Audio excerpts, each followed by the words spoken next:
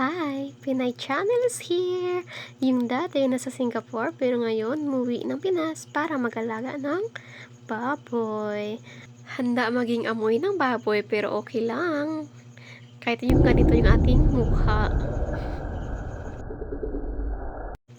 So, for today's video, ay umaga tayong gumising na naman guys para maglinis ng ating kulungan ng ating mga baboy kasi routine na po natin ito. Bawal tayo magreklamo kasi may obligasyon tayo para sa kanila. Umaga pa lang, kailangan na natin talagang bumangon kahit napapagod ka, inaantok ka, bumangon ka para sa iyong mga alagang baboy. Ganito talaga guys kapag may alaga kang baboy. So, kayo kapag may plano kayo na mag-alaga ng baboy, bawal yung tamad dito.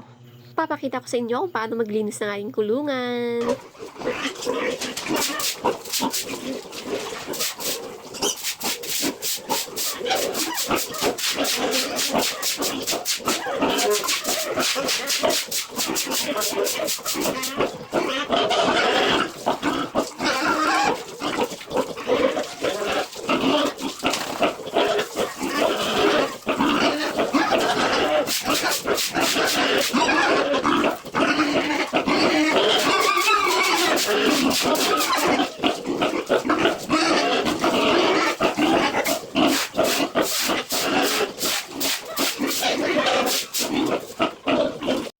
So, napanood yun na, 'di ba? Mahirap.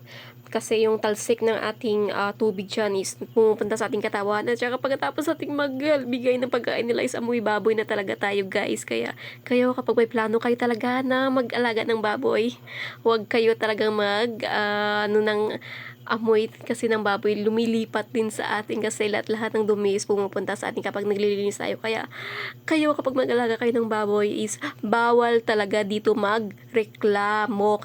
So, bago kayo mag-start na mag-alaga ng baboy, pag-isipan nyo muna guys kasi dapat dito is masipag talaga tayo para makamit natin yung ating mga pangarap sa buhay. Kahit na paunti-unti lang tayo is wag na tayong magreklamo kasi pagdating rin ng araw is tayo rin ay yayaman soon.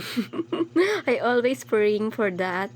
Kasi kahit amoy baboy naman tayo is may pera-pera naman tayo kahit konti-konti kasi may extra income po tayo na darating. Kahit ano man sabihin ng iba na tayo po ay college graduate, pero ako po ay masaya dito sa aking ginagawa. Kaya ito po ay aking ipagpapatuloy kasi dito po ako masaya. Aanin ko ang pera sa ibang bansa kung ikaw naman ay stress sa araw-araw. So, dali na, uwi na tayo ng Pilipinas at tayo ay mag-business at magplano na po tayo ng ating future.